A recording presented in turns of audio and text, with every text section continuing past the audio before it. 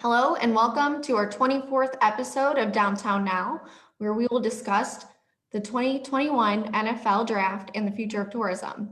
We would like to remind you to please use the Q&A chat feature to ask questions, and we will answer your questions later during the presentation.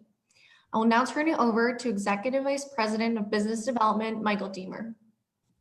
Thank you, Lauren, and thanks to all of you for joining us today. I know a number of you may not be familiar with Downtown Cleveland Alliance, so I just wanted to share a little bit about who we are and what we do. We are the only nonprofit organization that's dedicated exclusively to making downtown Cleveland the region's most compelling place to live, work, and play. We're an urban place-based development organization that represents property owners, residents, businesses of all sizes, as well as civic partners in downtown Cleveland.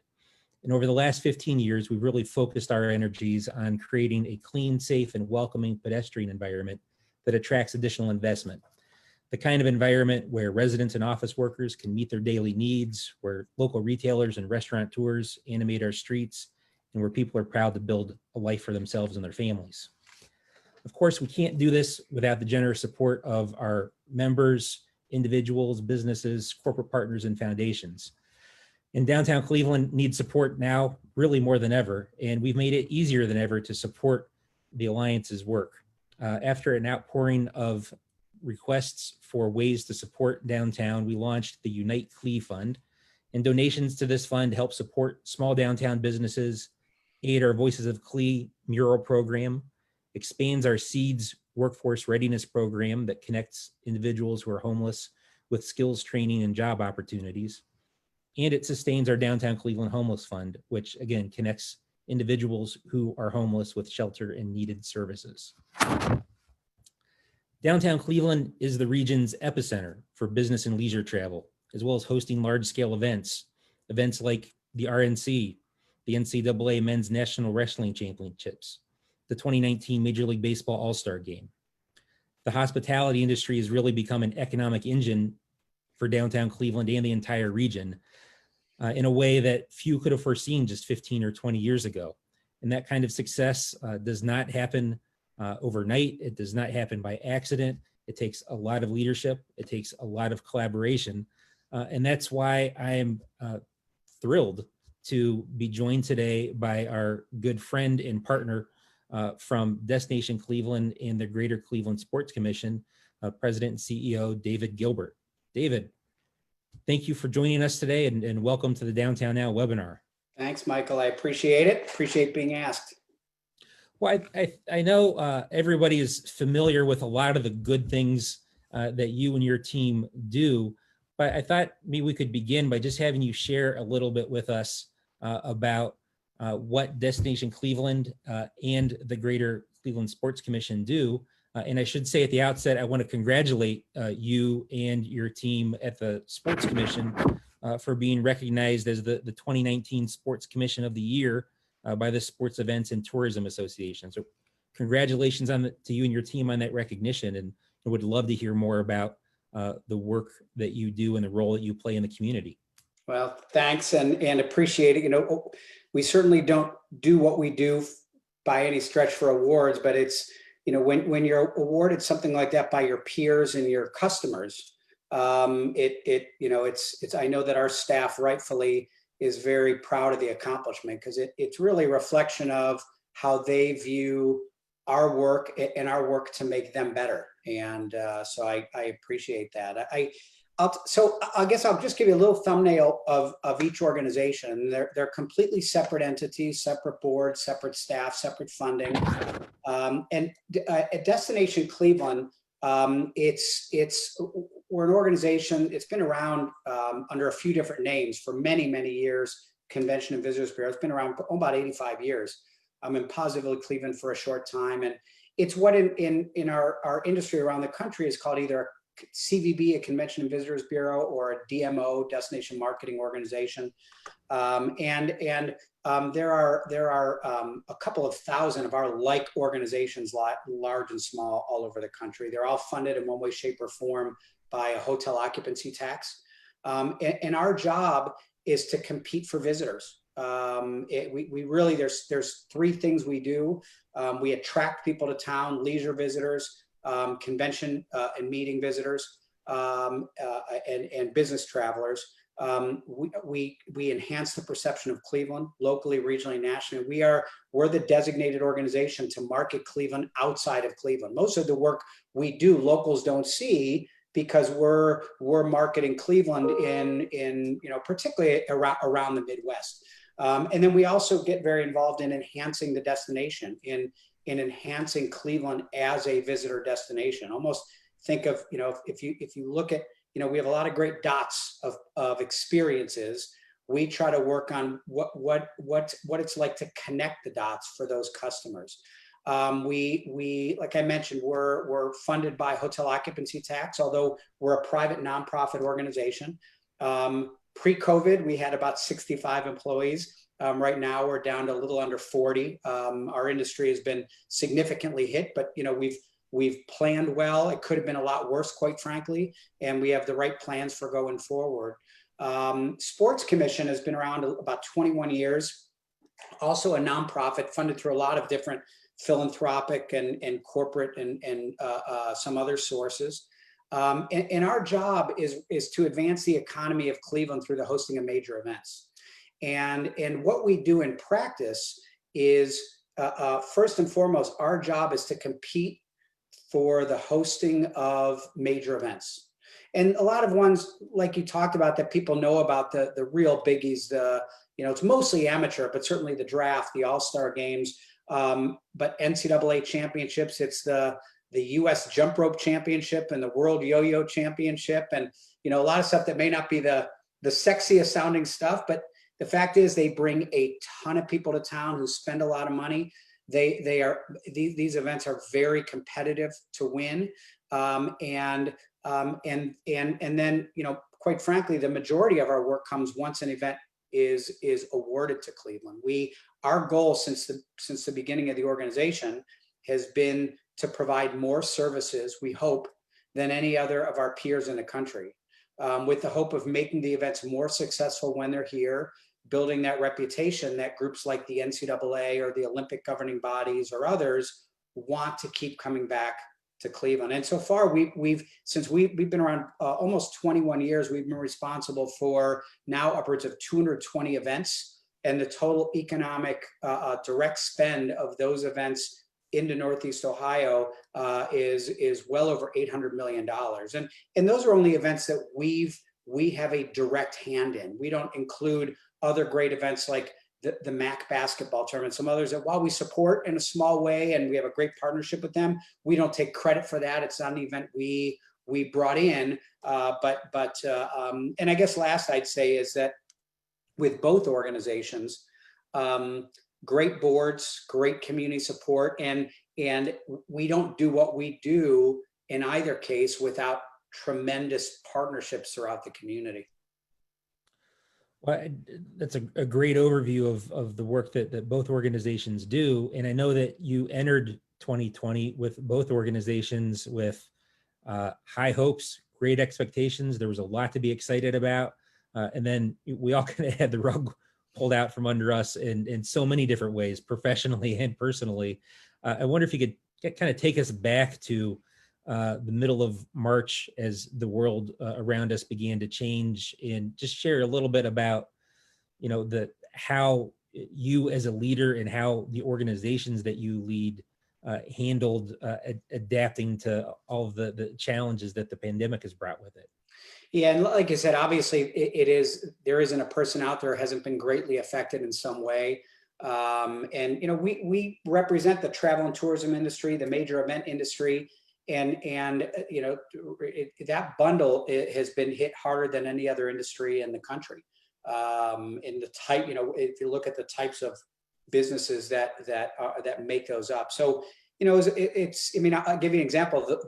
The week that COVID shut everything down, we were literally in the middle of hosting the NCAA Division II Swimming and Diving Championships. In fact, the first day had taken place. The second day took place with no spectators, and the third day was canceled, and everybody was told to go home. And we had to deal with the U.S. Cornhole Championship that was scheduled to start the day of the lockdown at the convention center, over 1,000 competitors, and the state said no. And, the event organizer wanted to have it, and we had it, all these little messy things. But, I think like everybody, we really had to very quickly figure out how to pivot. I mean, with Destination Cleveland, our funding, as I mentioned, about 90% of our funding is through hotel occupancy tax. Well, when there's no hotel occupancy, there's no hotel occupancy tax. So an organization normally would have a budget of between 18 and $20 million a year. Our revenues in April were down 85% and about the same in May. And so we had to make some very quick decisions on a lot of different things, on expenses, on staff, and looking at our finances. But one thing I'm really glad we did was at the very, very beginning, within the first week, we actually created a new temporary mission for the organization. Because we felt that, at least for the foreseeable future, the work that we did, the work that we most focused on, wasn't going to be relevant. Spending time, energy, resources to market for people to travel into Cleveland when travel wasn't allowed. So we created an entirely new mission, and it gave us a great lens to look through to help make the kind of cuts we needed to and still be as relevant as possible for the community. And so, I think a lot of what the last, I think the first couple of months after COVID were really about survival and making sure that, the organizations financially could survive. Thankfully, both organizations had very healthy balance sheets, saving as you should, ideally saving for a rainy day. And it was certainly pouring out. And thankfully, have been able to make it through. But really thinking through in both cases, how are you most relevant for your community during this time? What does your community need most of you? And I think, certainly, the first little bit of time, I think we were back on our heels a little bit and in that survival mode, but try to get very quickly back into being proactive and thinking through how could we still make the most difference, even with lesser resources. Well, I know one of the things that your team did a terrific job of as the summer unfolded was, recognize that people in the community wanted to get out, wanted to kind of escape cabin fever, but we're looking for clean and safe experiences that they could feel good about being in. And your team launched this Clean Committed campaign to encourage businesses to practice safe practices and to signal to customers that those businesses were clean, committed, and clean and safe. Can you tell us a little bit about that program so that folks who are listening know sort of what types of businesses to look at? Yeah, thanks. It's a really good example of trying to look through a different lens. While our local audience is very important to our organization in term, traditionally in terms of being a vehicle and an advocate to people on the outside to come in, helping to develop experiences, it became very, during COVID, locals were our sole audience, quite frankly. Other than, in some group markets, we're convincing meetings and convention planners that were canceling to stay in Cleveland. And we spent a lot, almost daily on different industry calls, trying to get as much information as possible. And one thing that was very clear, research showed, and not rocket science, that people's feeling of being safe and clean, and cleanliness meaning in the safety sense, was really rose to the number one consideration of whether people were going to have social interactions, whether they would travel, or quite frankly, whether they would go out in the world. And if you would look prior to COVID, that wasn't, it was really not even on the radar, the kinds of things you focused on. And so what we really wanted to do was do what we could to try and take a community-wide approach. And a lot of great people and organizations, you have, Hilton and Marriott and different, a lot of different organizations doing a great job of the convention center within their industry, trying to figure out clean and safe practice. So we want to project community-wide, what could we do? we created this clean and safe program, which really comprised of a few things. It's still going, and it's still actually, maybe for better or maybe worse, is still very relevant. One, we worked with Cleveland Clinic, University Hospitals, Metro, County and City Health Departments to create a very basic set of standards of safe practices, all things that you would normally do through CDC and others. We were very excited that all of them jumped in together. And we wanted to do was create, have businesses in our community. And we started first with, restaurants, attractions, hotels, ones that had within the travel and tourism industry. But in the end, it's really about businesses that have social interaction. Mm-hmm. Have them sign up for this free program. And when they did, a few things happened. One, they were instantly listed, and we now have over 700 businesses signed up on here throughout the county on a real-time listing, that we now have thousands of people who use this listing as a decision point of where they're going to go. And they want to know who has publicly committed to their safety. And we also worked with the county, and between the county and us, through some COVID funds, we created and assembled almost 300,000 free safety kits that had hand sanitizer, mask, information on safe practices. We've now distributed close to 200,000 of those throughout the county to every business who signed up for Clean Committed, and through city council, county council, in particular, to neighborhoods of need that they could distribute, but also to every single suburb within Cuyahoga County. And we're continuing to do that to this day. We still are getting 10 to 20 businesses a week that are signing up. And when they sign up, they also get a free kit of window clings and other ways that they can promote being Clean Committed. And what it's also done, Michael, is it has helped us, even when we're going out now and starting to speak to meeting planners who are now starting to think back, how are they going to, where and when and how are they going to choose new places to go? They love the fact that we've taken that, safety and security still for them is top of mind. And the fact that we can show them that we've taken this community approach has been great. So I would just say, for anybody on here anybody who has a business that hasn't signed up, it's free, it's easy. We don't ask anything of you. It's good for you, and it's good for Cleveland. Well, I would concur with and join that recommendation for any business owners that are listening to participate in the Clean Committed campaign. And I would also encourage the audience to think expansively about what types of businesses we mean. I'll confess, I did not originally think about encouraging apartment buildings to participate in Clean Committed. We now have a number of downtown apartment buildings that are participating in the campaign, and we want to encourage more hotels and, of course, restaurants and shops. But I think it has really turned into something that the business community very broadly has embraced, and I think that the feedback we continue to get is it's resonating very, very well with customers. So again, thanks to your team and your continued partnership on that program. Well, thanks. One thing I want to mention too, the other thing that was important for us was we actually did outreach to about 200 minority-owned businesses throughout Cuyahoga County, and made special attempts there because it's a lot of them weren't aware, and that's also been very, very important for us. Well, there's a lot of things a lot of ground that we want to cover, but I know that one of the things that is top of mind for everybody, and I know occupying a lot of your time these days, is the preparation for the NFL draft. When we turn back the clock to March and April of this year, it felt like the draft was something to look forward to a year from that point, and suddenly it doesn't seem that so far off.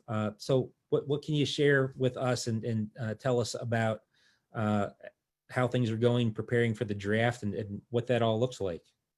Yeah, right now it's all systems go for a larger scale live event, and that's what we're planning for. Our staff has been meeting multiple times a week with the NFL, and we have a lot of great partners, the Browns and the city and DCA and both sports commission taking the lead, but Destination Cleveland as well. A lot of other partners planning how we prepare this community for this event. and it right now it's still planned to be a live event on a very large footprint throughout the downtown lakefront. It's for those of you who may have watched the last live one, probably some of you who follow it, the draft last year in Vegas was canceled as a live event, was only virtual, was Nashville 2 years ago, or a year and a half ago. And it was an incredible spectacle. You had every evening over 100,000 people gathered, truly shoulder to shoulder, in crowds, and it was an amazing event. You certainly aren't going to see that. I mean, in probably the best case scenario under COVID, it's going to be time ticketing. It's all free, which is really cool. I mean, it's a large free NFL pilgrimage. I mean, that really is what it's turned into. And but will still be planned to be a large distance event. And I think until COVID dictates otherwise, that's what it's going to be. And so that's where the planning is headed. It's taking place April 29, 30, and May 1 of next year. And my guess is if there are going to be changes to what's being planned now, it's not going to be until sometime well into the first quarter of next year. The NFL is looking right now what they do with Super Bowl, and there's a lot of probably lessons learned there, at what they may do here, and certainly what happens with vaccines or other things related to COVID between now and then. But it's we certainly hope it's going to be an event that can serve as a huge, maybe a bit of a coming out party, and something that Cleveland and Clevelanders should still be really looking forward to. Well, sticking with the sports theme, I know that in addition to preparing for the NFL draft, we alluded to the amateur events, the NCAA events. We had a lot of things lined up, and very recently the Sports Commission made some very welcome, reassuring announcements about the future of some of those. And I wonder if you could just talk with us a little bit about the work that went into making sure that those events are secured for the next couple of years in Cleveland, and what we have to look forward to beyond the NFL draft. Yeah, we're in for actually a pretty awesome stretch. What we announced last week was 8 new NCAA championships that committed to come to Cleveland in 2024, 5, and 6. And what happens, NCAA once every 4 years puts all their major championships out to bid. It's about a 1.5 year process, extremely competitive. They received over 3,000 individual bids. And we feel really good about what Cleveland was awarded. I think, one of the top cities in the country. I mean, first, we got the 2 largest events that we were hoping for: NCAA basketball, which we have first and second round in 25, and then Division I wrestling, which, for those who remember, was here a couple of years ago. One of the largest events they have, will sell out every seat in Rocket Mortgage Fieldhouse over 3 days. Over 90% of the fans from out of market. It's a cult-like following. We got that for 26. And then and 6 other championships: NCAA women's bowling, Division III baseball, some others. And on top of that, we already were awarded the women's Final Four for 24. So if you think about, the NFL draft in 21, NBA All-Star Game in 22, women's Final Four in 24, NCAA first, second round 25, men's wrestling 26, and we already have, on average, we're hosting anywhere from 10 to 12 national events every year. So we have and will be filling in many, many more around there. We're closing in on a big international event. We hope to announce in the spring another one for 24 that would bring 6,000-7,000 athletes plus their friends and family for a week from probably 50, 60 countries. There's a lot of big stuff on the horizon. But it's, to have those major anchors on the calendar is for us kind of the thing we dream about, and something every year to build from. I will tell you, interestingly, initially we were hoping for the draft the year Vegas got it. And we were also bidding for, initially, we were hoping for NBA All-Star Game for this coming February, which would have been in Indianapolis, was just recently announced that they're going to basically not have it, and they'll hopefully give it to Indy another year. But those are ones where I say we got lucky in terms of not getting the year we initially went after, but still getting a year that will take place. Well, I think it's so helpful to hear that, because, right now, I think we're all finding it challenging to, kind of think beyond the next few weeks or months in front of us. Planning has become very, very difficult. And there's obviously a lot of challenges that everybody's dealing with. So having these things to look forward to on the horizon and kind of take a longer term view of things, I think is very helpful. Yeah. You started to talk a little bit earlier about some of the conversations that you're having and your team is having with event planners that are trying to figure out what they're doing over the next couple of years. Wonder if you could paint a little picture for us of what you're seeing right now in our hotel market, and what you're seeing from event planners on the horizon for the next couple of years. So right now, clearly, nothing is taking place. And I will tell you that what we've really spent our time and energy on this year, as it relates to whether it's meetings and conventions for Destination Cleveland or major sporting events on the Sports Commission side, was, as events have been canceled, saving them for Cleveland. So Sports Commission had 8 of our 10 national events we were set to host this year were canceled. And 7 of those 8 we've gotten to commit to a future year in Cleveland. And so it does fill the pipeline. And it's also, I think, a good affirmation that that they wanted to be in Cleveland. And it's interesting, just going back quickly on that award, it's, to us, we look at, it's not about one year that you had a good year. When these people choose you, it's because they trust you. And oftentimes what we are selling, as much as Cleveland itself, is how our organization will make their event better and more successful. And so one of the reasons we were awarded so many NCAA events is we've had such success in hosting many NCAA events. So over years, you build a reputation. You build a reputation in the Olympic world, the NCAA world. Think of the major multi-sport events Cleveland's hosted, with the Gay Games, the National Senior Games, the Transplant Games of America, the International Children's Games. And those continue. We get more because they look and see we know how to do it. And good success with Destination Cleveland as well. 66 different meetings and conventions have that were going to take place this year are set for future years.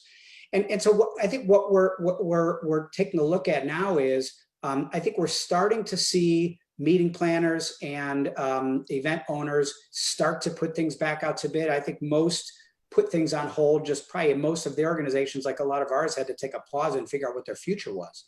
And are there going to be large events? Are there going to be meetings and conventions? And the answer is yes. For a while, they may look a little different. And I think that from what we're seeing, in what most experts are saying, the recovery in our industry is really going to start in earnest the second half of next year. And right now, our downtown hotels, and this is everywhere, this is not a Cleveland problem. Right. In our hotel market, the downtown hotels in every big market, that they focus largely on group business travel and meeting convention travel. And those are all largely non-existent. The suburban hotels are doing okay. They're still quite a bit off, but they're enough where they're still making money, and they rely mostly on the leisure traveler. And so I think that we're hopeful that we're going to start to see, hopefully around NFL draft time and after, where things are going to pick up, things are going to be allowed to happen, at least in at some level, even if a smaller level. And our industry is looking at, in all of travel and tourism, in terms of total revenue, probably not, whether it's hotels, airlines, and others, probably not a full recovery till early 24. But one, we want to make sure it's earlier for Cleveland. I mean, that's our goal. And two, we're well positioned because we're largely a regional drive market, certainly for meetings and conventions. And that is, or not for meetings and conventions, but on leisure travel. And that really is more the bread and butter of Cleveland. Not a lot of people are deciding should they fly to Vegas or Cleveland for the weekend, but they're choosing, is it going to be Cleveland or Pittsburgh, Columbus, Indianapolis? Take your pick. Cities within a 6-8 hour drive, which is where most of our visits come from, and those have already started to come back in a small way. So we're very hopeful for a recovery to really to start seeing earnest recovery sometime mid next year or so. I think what you described a lot of success that we're having as a city in attracting big events and certainly, as you've alluded to, building a track record of being able to execute big events helps attract other events. But aside from our proven ability as a community to execute, what do you think it is about Cleveland that has allowed us to become so successful in attracting events like the ones we're talking about today? Yeah, I think there's two things. One is I think that we show an ability as a community we like to talk about wrapping the community around an event, or making meetings and conventions feel very welcome. And I think, maybe it's the nature of a city that's battled a lot of perception issues. And I honestly believe we appreciate people who say yes to Cleveland more than other cities. It means something to us. And I think that these events rights holders, these meeting convention planners, they know it and they feel it, not just from Sports Commission Destination Cleveland, but when we've heard it from them. When their customers go into a place and they say they're from out of town, our bar and restaurant owners welcome them. People on the street welcome them. And I could tell you some fascinating stories, even going back to recruiting the RNC, of things that happened that blew these people away when they were looking at potentially coming to Cleveland just by meeting people on the street.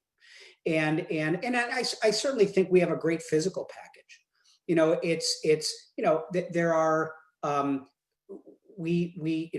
take sporting events out of it. Because sometimes you have or you don't have some great specialty venues, natatoriums and things like that, or we don't have a purpose only 20,000 seat soccer stadium. Take a few of those out. We have a great condensed walkable package that is better than most in the country. That if you're here for an event at the Convention Center, at Public Hall, at the Wolstein Center, at Rocket Mortgage Fieldhouse, or others, the number of hotel rooms and the number of great venues and experiences that we have within walking distance, we hear time and time again, is a huge plus. And we were just on a call a couple of days ago with the NFL, and we're talking budgets, and they're talking about the amount of money they normally budget for a media shuttle, because normally wherever the event is held, the hotels for the media are so far away.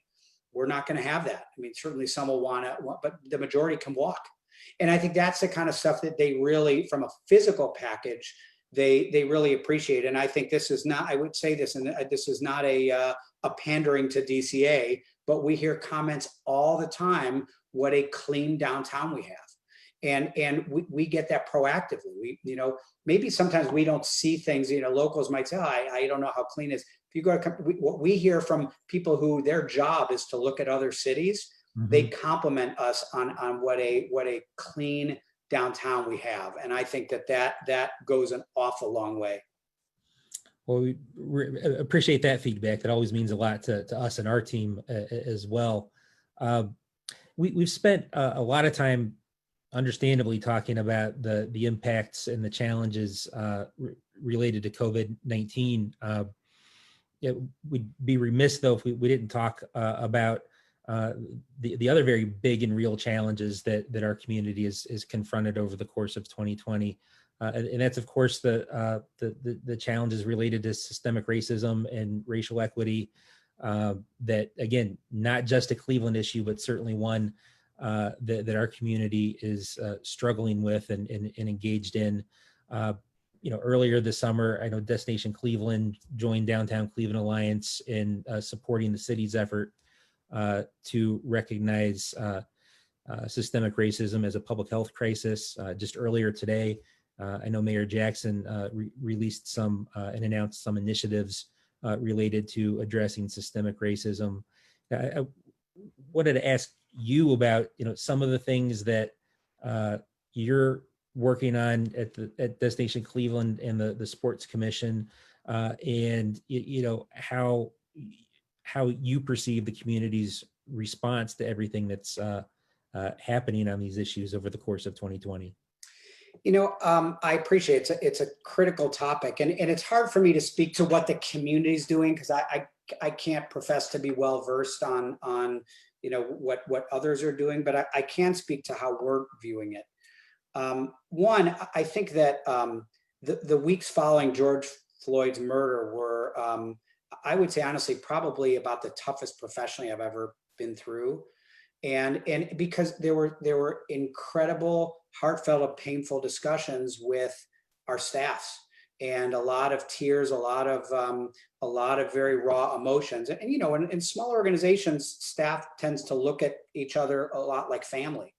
And I think for a lot of people, myself included, there was a kind of a real eye opening of things that never had been really seen before, which is interesting. I think personally, I kind of gone through life where, if you think, if you feel like you're a good person, you treat everybody the same, that's what matters the most. And I'm not saying that's not important, but I almost viewed, I know this is a weird analogy. I don't know if you remember those magic eye books. They were big, like, 10, 15 years ago. We used to do them with our kids. You look at this weird picture where you don't see anything, and then you stare long enough and all of a sudden, like an elephant or something pops out.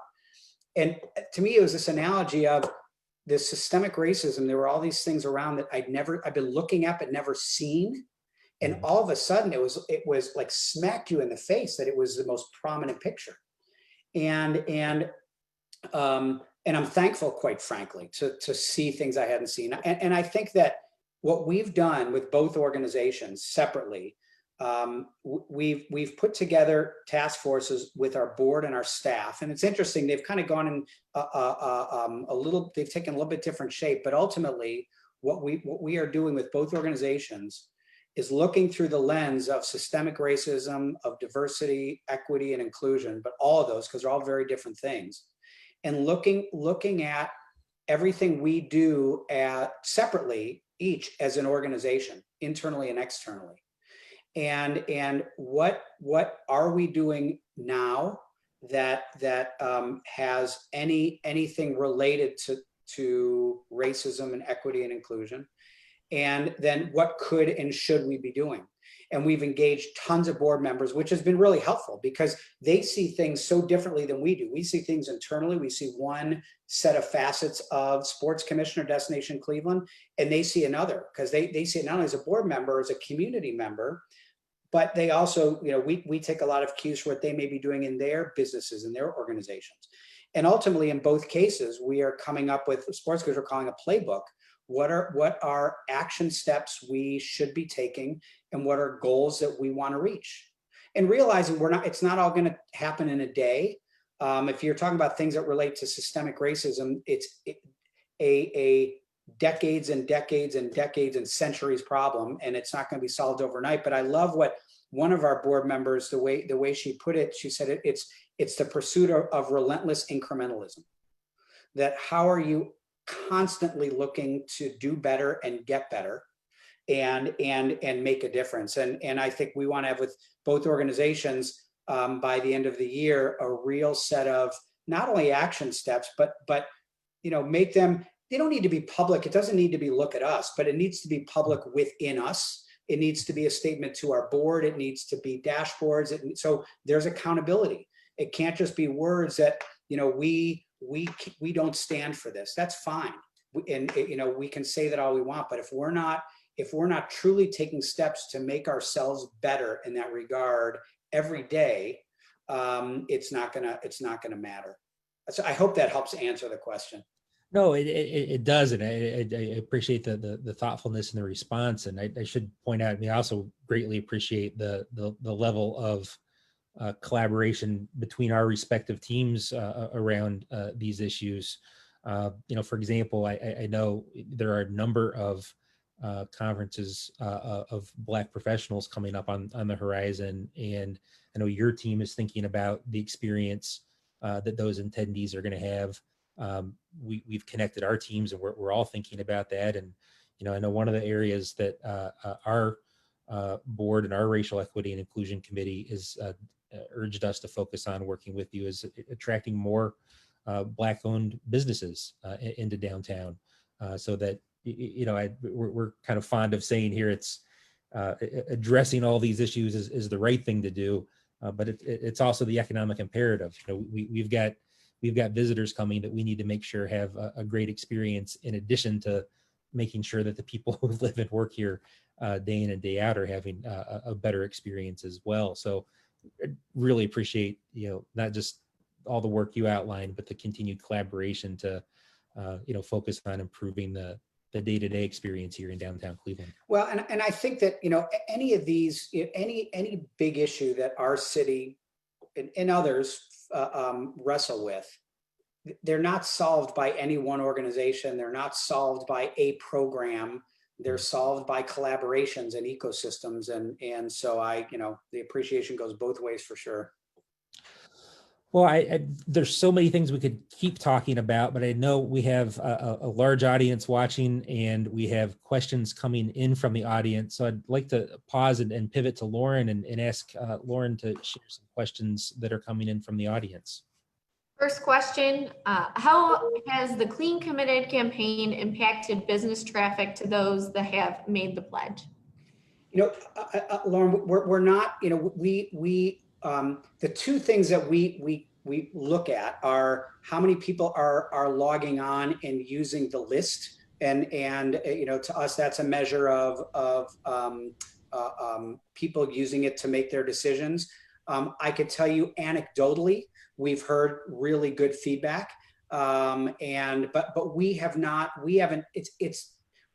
surveyed or try to think of how we survey customers to determine are they using it and so on. But we do know, again, that thousands of people are using the program. And I will say, by no means do we think it's going to save any business. I mean, we're taking a short and long-term view.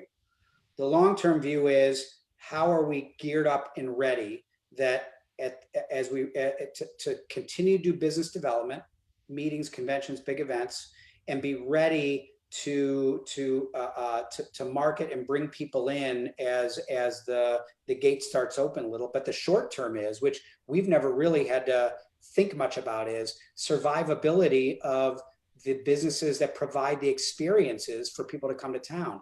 And we know we only have one role to play. We're not a huge organization.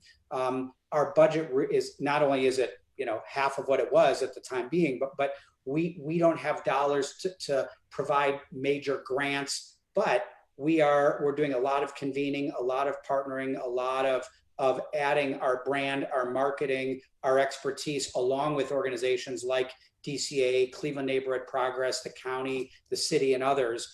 And hopefully a combination of a lot of smaller efforts will help to save more of those businesses than otherwise would have not made it through the pandemic. Thanks. Second question, any plans for volunteers as needed or for the NFL draft, or how can people get involved right now? The answer is yes. Whoever asked, thank you, because we are going to need a lot of volunteers. The best way, we haven't put out the call yet, but it's going to be, I believe the number is almost 2,000 volunteers in total. And the majority of those, I believe, are outside posts. I mean, and everyone would be safe. The best way right now would be if you go to clevelandsports.org and just go to our volunteer portal, sign up, and you'll get information as soon as it's out there on volunteering for the draft and for other future events, because we need them all the time. All right. What are some initial projections in terms of the economic impact and community impact of the NFL draft? So if you look at the draft in Nashville, I believe I have the number right, that the study that they did showed, I believe, about $122 million in direct spend, and then an even higher amount in overall induced impact. We've put a number on it at the time when we projected at 100 million. When we put out our projections, quite frankly, trying to be a little more conservative. Realistically, it's certainly not going to be that, because that's assuming an event that has 100,000+ people every day, with more than half coming from out of market. So I think it's hard to say. It will clearly, if it goes on as envisioned today, it would still be an event, I would have to guess, well into the many tens of millions. You're certainly going to have, likely tens of thousands of people coming to town. But it's very hard to say because of COVID. And one other piece is the NFL themselves, they spend enormous amounts of money in the community in preparation. And part of economic impact, it's all about dollars from the outside of the market being spent in the market. Any local going doesn't really count, because economists would say that that's a dollar already in your community. But if the NFL pays, when they pay for labor, they pay for materials for a stage to be built, and all that's purchased here. If they feed thousands of people, so there is also a lot of those dollars that will be factored in. And the last thing I'd say is the other piece that isn't in direct spending is it's one of the most watched sporting events in America, which is kind of crazy because it's not even a competition. And if anyone watched in Nashville, the NFL is amazing at making the event mirror the community. They don't just say this is the draft, it happens to be in Cleveland. Every promo, everything is built into the brand and the personality of the community. I mean, so you had tens and tens of millions of people watching hours of a commercial for Nashville, and it'll be the same thing for Cleveland. And that's why we love the site. I mean, think of the lakefront. It's so unique with the Rock and Roll Hall of Fame and the lake as a backdrop. First Energy Stadium, Science Center, beautiful view of downtown, but it's very iconic to Cleveland, particularly with the Rock Hall there. And certainly, rock and roll music will play a big part of the theme.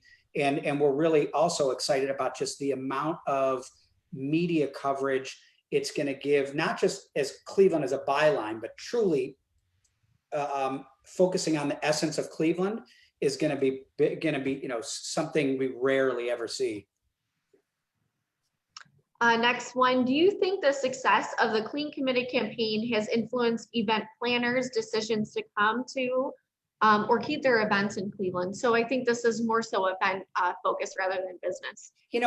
It's hard to say, Lauren, if people said yes specifically because of that. But what I will say is, if you ask our convention sales team now, any meeting convention planner they talk to, if not the first, it's probably one of the first two questions they ask now is, what are you doing about the health and safety of our participants? And that was really never even a question. There were so many other factors. And so the fact that we can point to this program as an example of what our community is doing, which I would say is up there on par or way ahead of any other program we've seen community-wide around the country, really bodes well that they're confident in our approach to the safety of their participants. All right. Next, this one is about the IX Center impacting, conventions. Will this help bring conventions to downtown?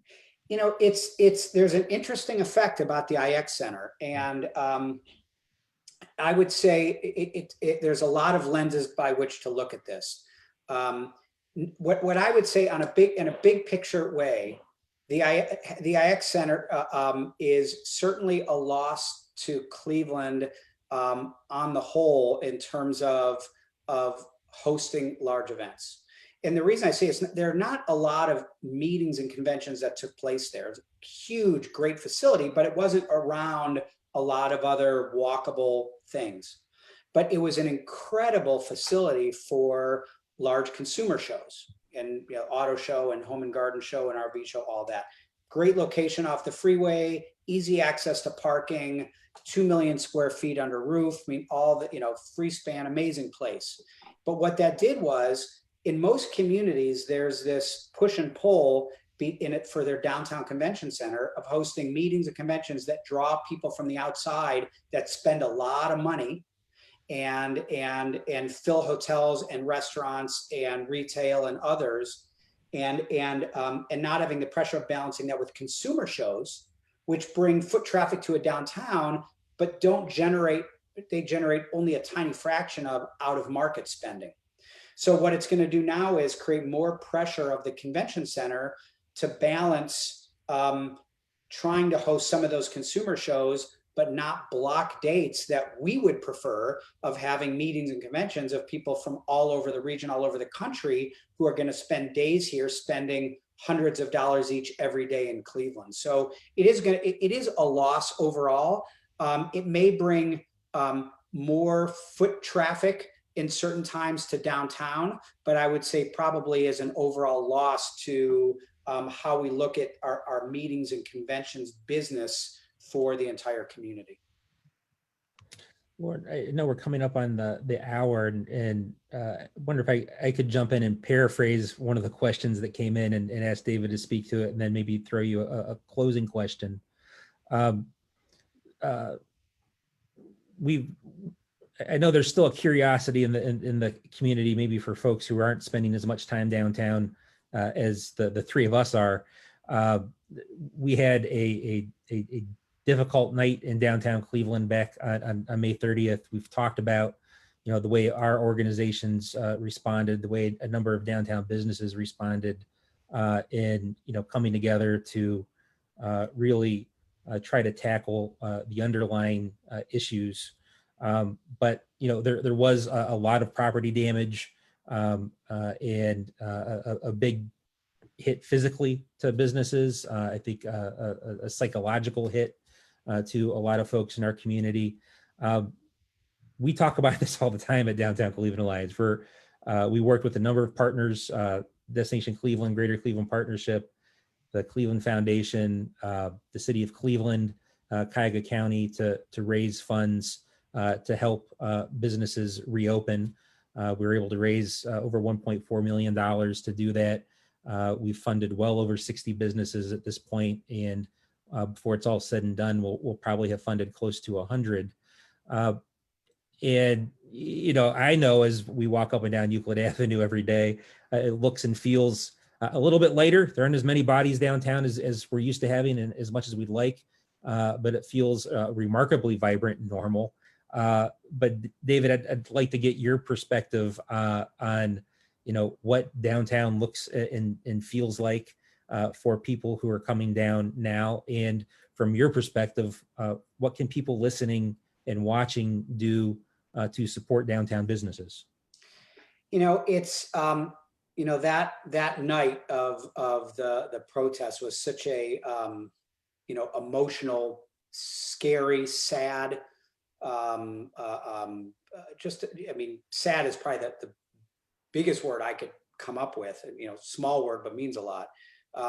Not just for the destruction that happened, but why and what was behind it, and some huge issues that need to be addressed.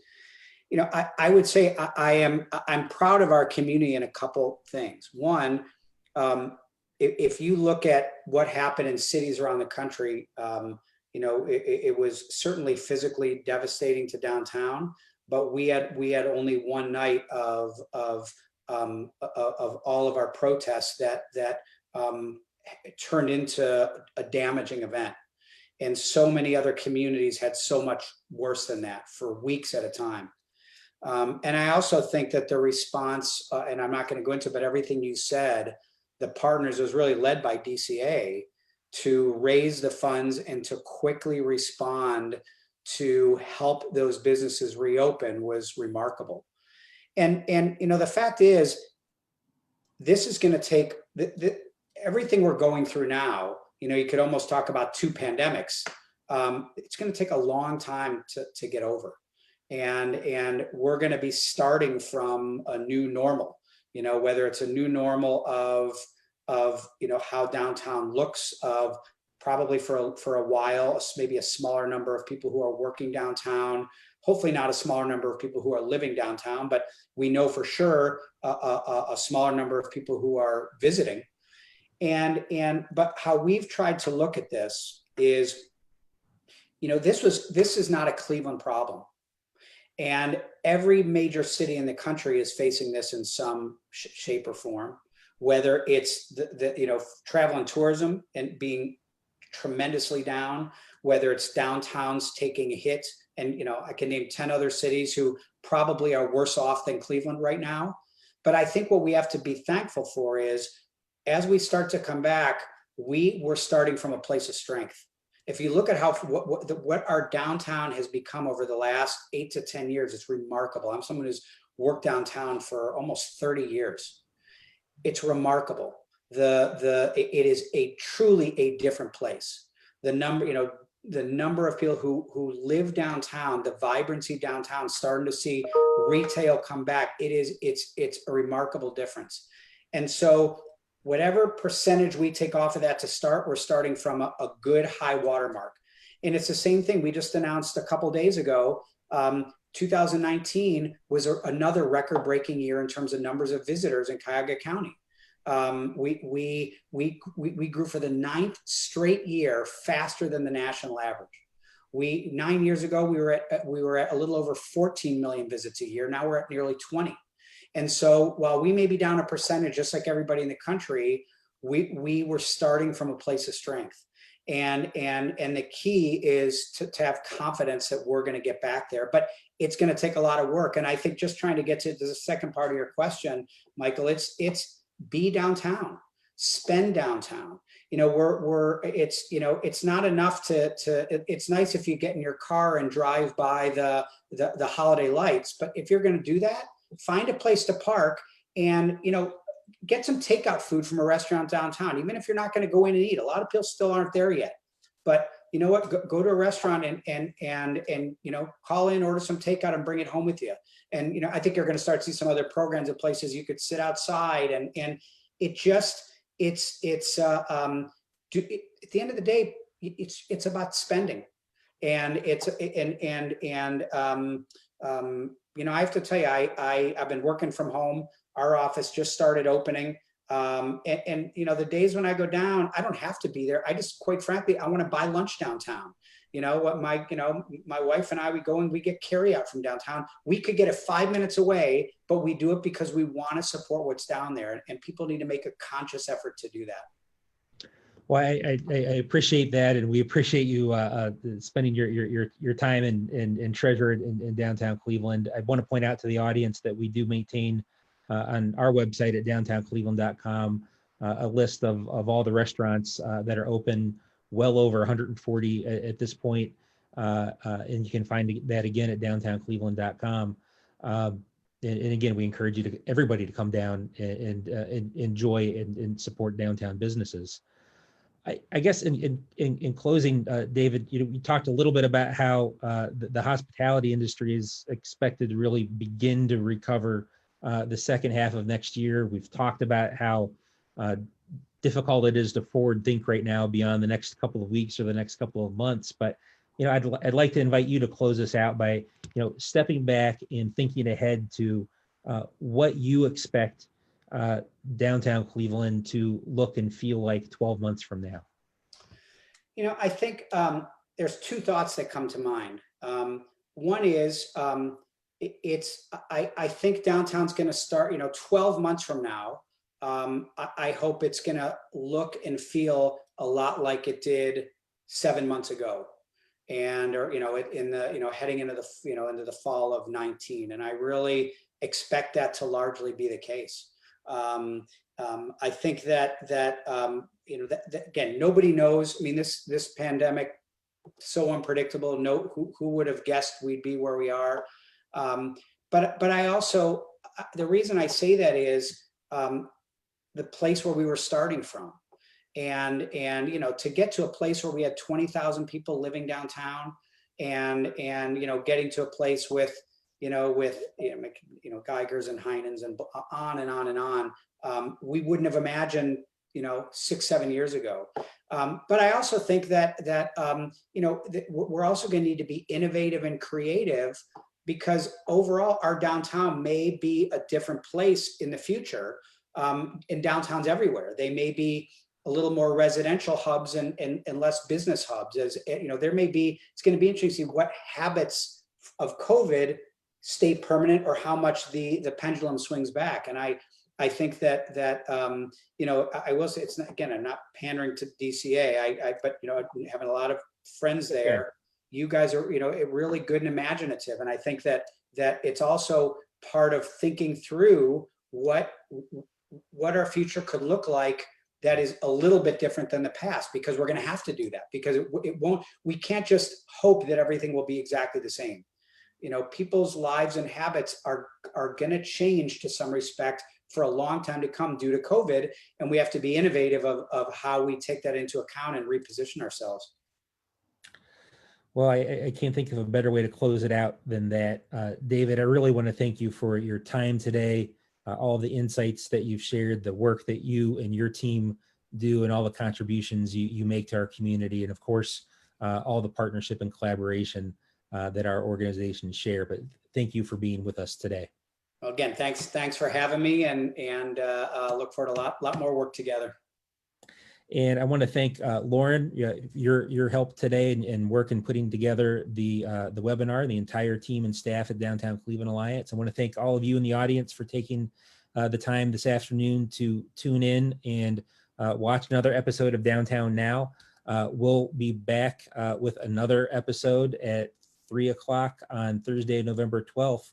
Until then, please have a happy Halloween, and please spend some time and energy and your treasure in supporting downtown Cleveland businesses.